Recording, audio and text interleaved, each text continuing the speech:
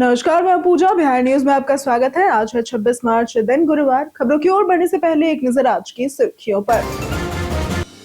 आज है चैत्र नवरात्र का 8वां दिन। महाअष्टमी पर जाने मां महागौरी की पूजा का शुभ मुहूर्त। सुबह 6 बजे से दोपहर 1 बजे तक कर सकते हैं पूजा।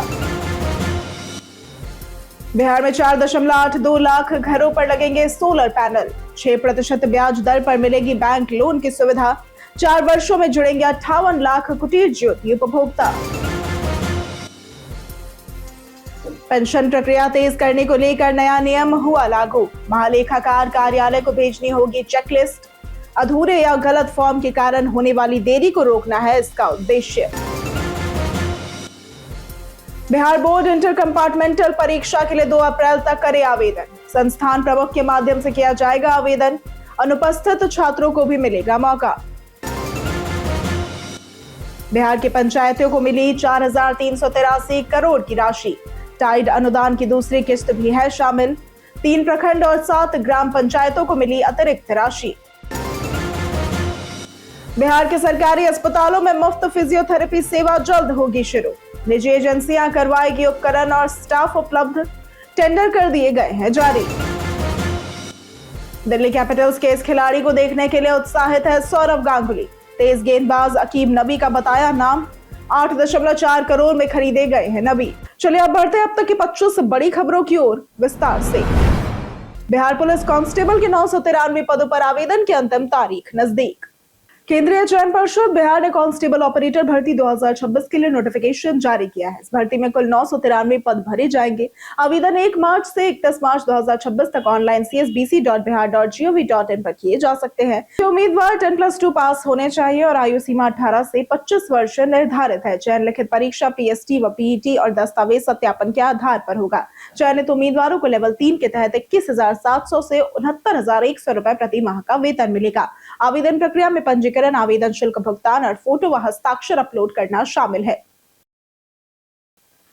महाअष्टमी पर जाने कन्या पूजन और मां महागौरी की पूजा का शुभ मुहूर्त। चैत्र नवरात्रि का 8वां दिन मां महागौरी को समर्पित है, जिन्हें शांति और पवित्रता की देवी माना जाता है। इस वर्ष महाअष्टमी 26 मार्च 2026 को पड़ रही है और पौराणिक कथाओं के अनुसार कठोर तपस्या से उनका शरीर काला हो गया था, जिसे भगवान शिव ने गंगा जल से स्नान कराकर गौर वर्ण किया था। अष्टमी के दिन सुबह 6:19 से 8:40 और अभिजीत मुहूर्त 12:02 से 12:51 बजे तक पूजा शुभ होती है। सफेद वस्त्र पहनकर गंगा जल, फूल, अक्षत, चंदन और नारियल अर्पित करें। कन्या पूजन करना, मंत्र ओम देवी महागौरी नमः का जाप और श्रद्धा से आरती करने से पाप नष्ट होकर सुख शांति प्राप्त होती है। यहाँ बताई गई किसी भी जानकारी पर अमल करने से पहले संबंधित विशेषज्ञों की सलाह अवश्य लें। बिहार में 4.82 लाख घरों पर लगेंगे सोलर पैनल। बिहार सरकार ने पीएम सूर्य घर योजना के तहत अगले साल तक 4.82 लाख घरों में सोलर रूफटॉप लगाने का लक्ष्य रखा है। इसमें 1 किलोवाट पर 30,000, 2 किलोवाट पर 60,000 और 3 किलोवाट या अधिक पर अधिकतम 78,000 रुपए की सब्सिडी दी जाएगी। करीब 6% ब्याज दर पर बैंक लोन की सुविधा भी उपलब्ध होगी। 58 लाख कुटीर ज्योति उपभोक्ताओं को 4 वर्षों में जोड़ा जाएगा। डीएम को लोन प्रक्रिया आसान बनाने और कैंप लगाने के निर्देश दिए गए हैं। अक्टूबर 2026 तक 2.5 लाख सिस्टम लगाने और 2027 तक योजना पूरी करने के साथ हर जिले में मॉडल सोलर विलेज विकसित किए जाएंगे। बिहार बोर्ड इंटर कंपार्टमेंटल परीक्षा के लिए 2 अप्रैल तक करे आवेदन। बिहार विद्यालय परीक्षा समिति ने इंटर के उन छात्रों को राहत दी है जिनकी परीक्षा छूट गई थी या फिर जो किसी विषय में फेल हो गए। ऐसे विद्यार्थियों के लिए विशेष और कंपार्टमेंटल परीक्षा हेतु आवेदन 2 अप्रैल तक ऑनलाइन स्वीकार किए जा रहे हैं। आवेदन संस्थान प्रमुख के माध्यम से किया जाएगा। विशेष परीक्षा में वही छात्र शामिल होंगे जो सेंटअप में पास है लेकिन आवेदन नहीं भर सके। अनुपस्थित छात्रों को भी मौका मिलेगा। कंपार्टमेंटल परीक्षा में अधिकतम 2 विषयों में फेल छात्र शामिल हो सकते हैं। परीक्षाएं अप्रैल मई में और परिणाम मई जून में जारी होंगे। आज पटना में होगा सीएम नीतीश की समृद्धि यात्रा का समापन। समृद्धि यात्रा के तहत मुख्यमंत्री विभिन्न जिलों में चल रही विकास और कल्याणकारी योजनाओं की समीक्षा कर रहे हैं। वे अधिकारियों के साथ बैठक कर प्रगति का आकलन करते हैं और आवश्यक निर्देश देते हैं। जनसंवाद कार्यक्रम के माध्यम से आम लोगों की समस्याएं सुनकर उनके समाधान के निर्देश भी मौके पर देते हैं। इस दौरान कई नई परियोजनाओं की घोषणा कर विकास को गति दी जा रही है। 26 मार्च यानी कि आज पटना में इस चरण का समापन होगा। राजनीतिक रूप से भी ये यात्रा महत्वपूर्ण है क्योंकि इसे मुख्यमंत्री के संभावित अंतिम दौरे के रूप में देखा जा रहा है। 180 किलोमीटर प्रति घंटे की रफ्तार से चलने वाली ट्रेन का ट्रायल हुआ सफल। रेल यात्रियों के लिए राहत भरी खबर है। बुधवार को डीडीयू से गया जी और गया जी से धनबाद रेल खंड पर ट्रेन का स्पीड ट्रायल किया गया, जिसमें ट्रेन 180 किलोमीटर प्रति घंटे की रफ्तार से दौड़ी और ये पूर्व मध्य रेलवे में पहली बार हुई इतनी तेज स्पीड वाली ट्रायल है। ट्रायल का नेतृत्व महाप्रबंधक छत्रसाल सिंह और डीआरएम सहित अन्य अधिकारी कर रहे थे। मुख्य जनसंपर्क अधिकारी सरस्वती चंद्र ने बताया कि ट्रेन डाउन में डीडीयू से प्रधान घाटा तक जाएगी और अप में वापस डीडीयू आएगी। 180 किलोमीटर प्रति घंटा की स्पीड से यात्रियों को सफर में समय की बचत और सुरक्षित आरामदायक अनुभव मिलेगा। जाने पीएनजी कनेक्शन के लिए अप्लाई करने का पूरा प्रोसेस। पीएनजी यानी कि प्राकृतिक गैस कनेक्शन के लिए आवेदन मुफ्त है, लेकिन उपभोक्ताओं को सिक्योरिटी डिपॉजिट के रूप में 4,500 रुपए देने होंगे। वैकल्पिक रूप से 500 रिफंडेबल शुल्क जमा कर प्रतिदिन 1 रुपए किराया देकर कनेक्शन लिया जा सकता है, जिसे बाद में 4500 में बदला जा सकता है। आवेदन के बाद तकनीकी टीम घर का सर्वे करती है और अप्रूवल मिलने पर पाइपलाइन, गैस मीटर, रेगुलेटर एवं फिटिंग लगाकर गैस सप्लाई शुरू होती है। उपभोक्ता जितनी गैस इस्तेमाल करेंगे उतना ही बिल देंगे और पीएनजी सिलेंडर खत्म होने की चिंता खत्म करता है। 24 घंटे उपलब्ध रहता है। सुरक्षित, किफायती और ऑनलाइन आसान प्रक्रिया है। कॉपर या एल्यूमिनियम कॉइल इंडक्शन के मामले में कौन है टिकाऊ? इंडक्शन चूल्हे की असली ताकत उसकी कॉइल में होती है, जो बिजली को मैग्नेटिक फील्ड में बदलकर बर्तन गर्म करती है। कॉपर कॉइल सबसे बेहतर मानी जाती है क्योंकि ये तेजी से और स्थिर हीटिंग देती है, ज्यादा टिकाऊ होती है और कम बिजली में बेहतर काम करती है। हालांकि ये महंगी होती है, वहीं एल्यूमिनियम कॉइल सस्ती होती है, लेकिन इसकी हीटिंग धीमी, एफिशिएंसी कम और टिकाऊपन भी कम होता है। लंबे और नियमित इस्तेमाल के लिए कॉपर कॉइल बेहतर है, जबकि कम बजट और हल्के उपयोग के लिए एल्यूमिनियम कॉइल एक ठीक विकल्प हो सकता है। पेंशन प्रक्रिया तेज करने को लेकर नया नियम हुआ लागू। बिहार सरकार ने सेवानिवृत्त कर्मचारियों की पेंशन प्रक्रिया को तेज और पारदर्शी बनाने के लिए नया नियम लागू किया है। अब सभी विभागों को पेंशन फॉर्म के साथ अनिवार्य रूप से एक चेकलिस्ट महालेखाकार कार्यालय को भेजनी होगी। इसका उद्देश्य अधूरे या गलत फॉर्म के कारण होने वाली देरी को रोकना है और विभागों को सुनिश्चित करना होगा कि सभी दस्तावेज सही और पूर्ण हो। सरकार ने अधिकारियों को इस नियम का सख्ती से पालन कराने के निर्देश दिए और इससे पेंशन समय पर मिलेगी, कर्मचारियों को राहत मिलेगी और प्रशासनिक प्रक्रिया अधिक व्यवस्थित व जवाबदेह बनेगी। बिहार बोर्ड 10वीं परिणाम के लिए 20 छात्रों का टॉपर्स वेरिफिकेशन के लिए हुआ चयन। बिहार विद्यालय परीक्षा समिति यानी कि बीएसईबी द्वारा आयोजित मैट्रिक परीक्षा 2026 के परिणाम जल्द जारी होने की संभावना है, जो 28 मार्च को घोषित हो सकता है। हालांकि आधिकारिक पुष्टि नहीं हुई है और इस वर्ष 15.12 लाख छात्र परीक्षा में शामिल हुए थे, जो 17 से 25 फरवरी के बीच आयोजित हुई थी। कॉपियों का मूल्यांकन पूरा हो चुका है और अब टॉपर्स के वेरिफिकेशन की प्रक्रिया चल रही है। संभावित टॉप 20 छात्रों को इंटरव्यू और हैंडराइटिंग जांच के लिए बुलाया जाएगा। बोर्ड पारदर्शिता सुनिश्चित करने के लिए सख्त जांच कर रहा है ताकि किसी भी प्रकार की गड़बड़ी से बचा जा सके। बिहार की पंचायतों को मिली 4,383 करोड़ की राशि।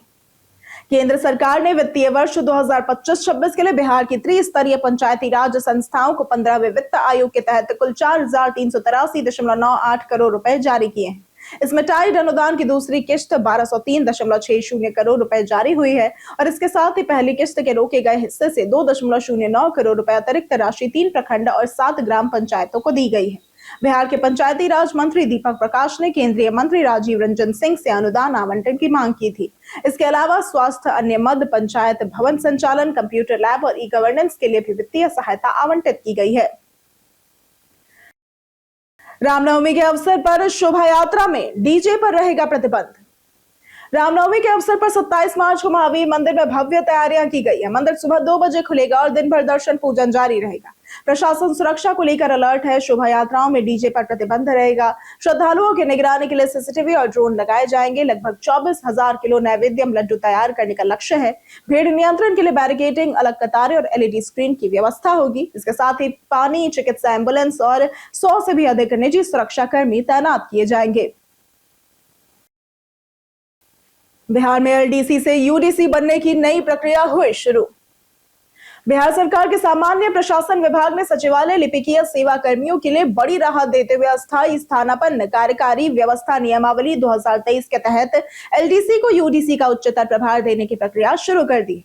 इसके लिए 3 वर्ष 6 माह की सेवा अनिवार्य रखी गई और सभी विभागों से पात्र कर्मियों की जानकारी मांगी गई है, जिसमें परीक्षा, सेवा इतिहास, एसीआर और अनुशासनात्मक स्थिति शामिल है।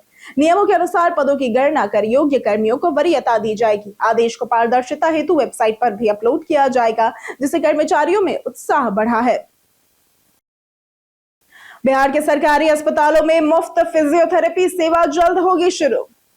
प्रदेश के सरकारी अस्पतालों में जल्द ही निजी कंपनियों के सहयोग से मुफ्त फिजियोथेरेपी सेवा शुरू की जाएगी। जिला अनुमंडल रेफरल अस्पतालों के साथ साथ सामुदायिक और प्राथमिक स्वास्थ्य केंद्रों में फिजियोथेरेपी सेंटर स्थापित होंगे। निजी एजेंसियां उपकरण और स्टाफ उपलब्ध कराएंगी, जिसके आधार पर उन्हें भुगतान किया जाएगा। इसके लिए टेंडर जारी कर दिए गए हैं। हड्डी रोग, दुर्घटनाओं और जीवन शैली से जुड़ी समस्याओं के बढ़ते मामलों को देखते हुए ये पहल की गई है। हर साल बड़ी संख्या में दुर्घटनाओं और उम्र संबंधी समस्याओं के कारण मरीजों को महंगा इलाज कराना पड़ता है, जिसे यह सेवा कम करेगी। अगले 2 से 3 महीनों में सेवा शुरू होने की संभावना है।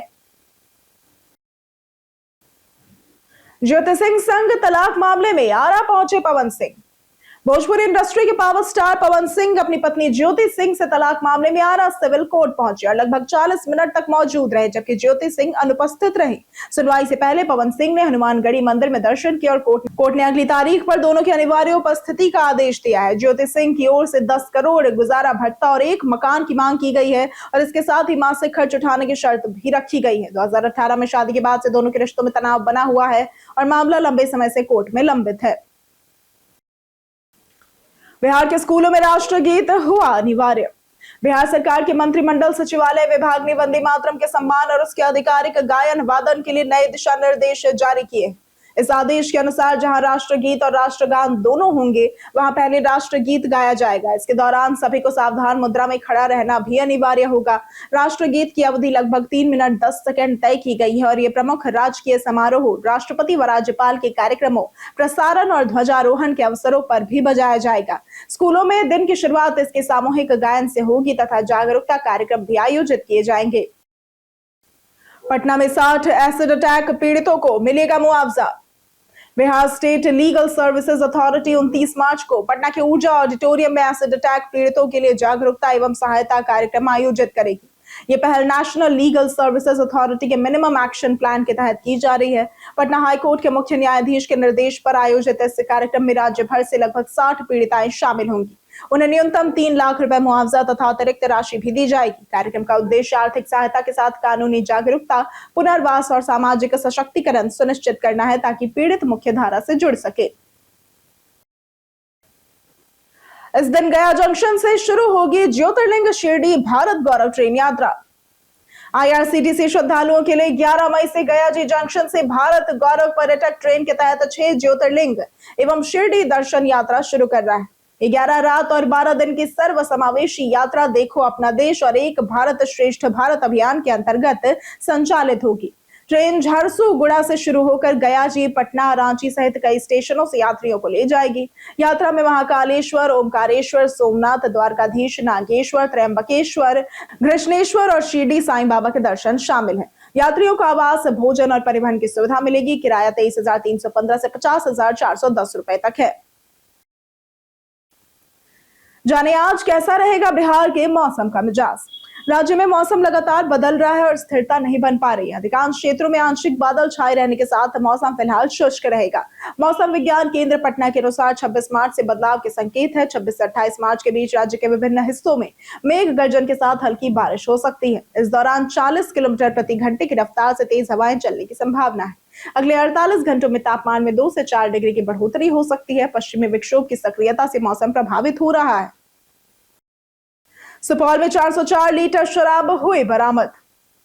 सुपौल जिले में उत्पाद विभाग को शराब तस्करों के खिलाफ बड़ी सफलता मिली। गुप्त सूचना पर टीम ने नाकेबंदी की, लेकिन तस्कर ई को सपोर्ट कार से पेपरा तक पहुंच गए। पुलिस ने NH 327 ई पर पीछा किया, जहां तस्करों ने विभाग की गाड़ी में टक्कर मार दी और इसके बाद उनकी कार पुल से टकराकर क्षतिग्रस्त हो गई और वे फरार हो गए।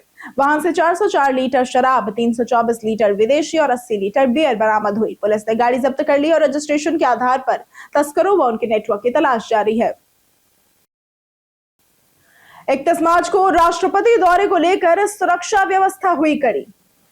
द्रौपदी मुर्मू के 31 मार्च 2026 को प्रस्तावित राजगीर दौरे को लेकर जिला प्रशासन ने कड़े सुरक्षा इंतजाम किए हैं। राष्ट्रपति नालंदा यूनिवर्सिटी के दीक्षांत समारोह में शामिल होंगी और नालंदा रुइंस का भ्रमण करेंगी। कार्यक्रम की संवेदनशीलता को देखते हुए पूरे क्षेत्र को अस्थायी रेड जोन घोषित किया गया और इसके साथ ही सभी कार्यक्रम स्थल और मार्ग नो फ्लाई जोन बनाए गए हैं, जहां ड्रोन सहित सभी उड़ने वाली वस्तुओं पर प्रतिबंध रहेगा। प्रशासन ने सुरक्षा में किसी भी प्रकार की लापरवाही पर सख्त कार्रवाई की चेतावनी दी है।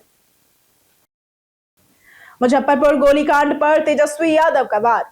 विपक्ष ने बिहार की कानून व्यवस्था को लेकर फिर हमलावर रुख अपनाया है। मुजफ्फरपुर में पुलिस द्वारा युवक को गोली मारने की घटना के बाद नेता प्रतिपक्ष तेजस्वी यादव ने राज्य सरकार पर तीखा हमला किया। उन्होंने आरोप लगाया कि पुलिस निर्दोष लोगों को निशाना बना रही है और राज्य में लॉ एंड ऑर्डर ध्वस्त हो चुका है। शराब के नशे में गोली मारने वाले पुलिसकर्मी पर उन्होंने सख्त कार्रवाई की मांग की। तेजस्वी ने महंगाई, LPG और पेट्रोल संकट और गिरती अर्थव्यवस्था को लेकर सरकार की गलत नीतियों का परिणाम बताया और इसे जनता के खिलाफ आंदोलन की शुरुआत करार दिया। दिल्ली कैपिटल्स के इस खिलाड़ी को देखने के लिए उत्साहित है सौरव गांगुली। IPL 2026 की शुरुआत 28 मार्च से होगी। पहला मैच रॉयल चैलेंजर्स बेंगलुरु और सनराइजर्स हैदराबाद के बीच खेला जाएगा। पूर्व कप्तान सौरव गांगुली ने बताया कि वे युवा तेज गेंदबाज अकीब नबी को देखने के लिए सबसे ज्यादा उत्साहित है, जिन्हें दिल्ली कैपिटल्स ने 8.4 करोड़ में खरीदा था। नबी का घरेलू रिकॉर्ड शानदार है। गांगुली ने इम्पैक्ट प्लेयर नियम का समर्थन करते हुए कहा कि ये जारी रहेगा, भले ही कुछ खिलाड़ी इससे असहमत हो। उन्होंने क्रिकेट से जुड़े रहने की इच्छा भी जताई।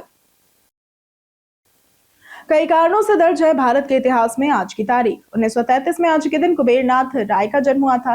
ये ललित निबंध में विशिष्ट योगदान के लिए जाने जाते हैं। 1893 में धीरेन्द्र नाथ गांगुली का जन्म हुआ था। ये बंगाली सिनेमा के प्रसिद्ध अभिनेता और निर्देशक थे। 1907 में महादेवी वर्मा का जन्म हुआ था। ये हिंदी कवियत्री और हिंदी साहित्य में छायावादी युग के 4 प्रमुख स्तंभों में से एक थी। 1999 में आनंद शंकर का निधन हुआ था। ये भारतीय गीतकार और संगीतकार थे। 1996 में के हिब्बार का निधन हुआ था। ये प्रसिद्ध भारतीय कलाकार थे। 1813 में महाराजा साहिब सिंह का निधन हुआ था। ये पटियाला रियासत के महाराजा थे, जो महाराजा अमर सिंह के पुत्र और उत्तराधिकारी थे। एप्स डिलीट किए बिना फोन का स्टोरेज करे फ्री। फोन की स्टोरेज भरने की समस्या आम बात है, जिससे यूजर्स अक्सर ऐप्स डिलीट कर स्पेस फ्री करते हैं। इसके बजाय ऐप्स को आर्काइव करना बेहतर विकल्प है। इससे ऐप्स का डेटा और प्रोग्रेस सुरक्षित रहते हैं और जरूरत पड़ने पर दोबारा डाउनलोड किया जा सकता है। इसे सक्षम करने के लिए प्ले स्टोर प्रोफाइल आइकन में जाए, फिर सेटिंग्स में जाकर जनरल ऑटोमेटिकली आर्काइव ऐप्स को ऑन करें। इसके अलावा ऐप्स के कैश्ड डेटा को क्लियर करके भी स्टोरेज बचाया जा सकता है। यदि फोन में यह फीचर ना हो तो थर्ड पार्टी ऐप से कैश क्लियर किया जा सकता है। हम प्रतिदिन आपसे 5 ऐसे जरूरी सवाल और उसके जवाब बताएंगे, जो कि BPSC, बिहार पुलिस, दारोगा समेत SSC जैसे अन्य प्रतियोगी परीक्षाओं में काम आएंगे। सवाल इतिहास, बिहार स्पेशल, विज्ञान, करंट अफेयर्स और भूगोल से रहेंगे। पूछे गए 5 सवालों में आपने कितना सही उत्तर दिया, ये हमें कमेंट करके जरूर बताएं। हमारा पहला सवाल है, बुद्ध ने अपना पहला उपदेश इनमें से किस स्थान पर दिया था? A Lumbini, B Sarnath, C Pataliputra या फिर D वैशाली?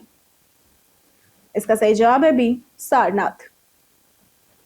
हमारा दूसरा सवाल है, किस राज्य ने वज्जी संघ और अंगा पर विजय प्राप्त की थी? A मगध, B गुप्त, C चोल या फिर D मौर्य? इसका सही जवाब है A मगध। हमारा तीसरा सवाल है, किस ग्रंथ में महावीर को निगंथ ज्ञात पुत्र के रूप में वर्णित किया गया है? A बौद्ध, B जैन, C चीनी या फिर D संस्कृत? इसका सही जवाब है A बौद्ध। हमारा चौथा सवाल है, महावीर ने इनमें से किस नगर में अपना दूसरा सम अवसरण किया था? A Nalanda, B Patna, C पावा या फिर D बोध गया? इसका सही जवाब है C पावा। हमारा पांचवा सवाल है, 2015 में पटना साहिब के प्रचार प्रसार को किस योजना के अंतर्गत शामिल किया गया था? A विरासत परियोजना को अपनाना, B स्वदेश दर्शन योजना, C प्रसाद योजना या फिर D प्रतिष्ठित पर्यटन स्थलों का विकास? इसका सही जवाब है C प्रसाद योजना।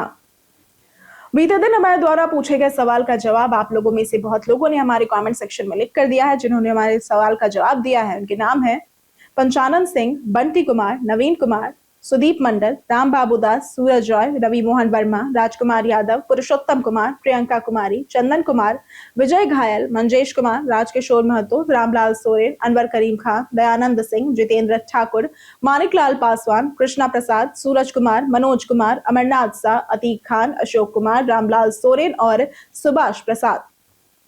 इसी के साथ बढ़ते हैं आज के सवाल की ओर। आज का सवाल है कि हम समाज में दूसरों की मदद करने को तत्पर हैं। आप अपना जवाब हमें हमारे कमेंट सेक्शन में लिखकर जरूर बताएं। आज के लिए सिर्फ इतना ही। बिहार के तमाम खबरों के साथ बने रहने के लिए देखते रहे बिहारी न्यूज। और साथ ही अगर आप यूट्यूब चैनल पर देख रहे हैं तो चैनल को सब्सक्राइब करें और अगर आप फेसबुक पेज पर देख रहे हैं तो लाइक और फॉलो जरूर करें।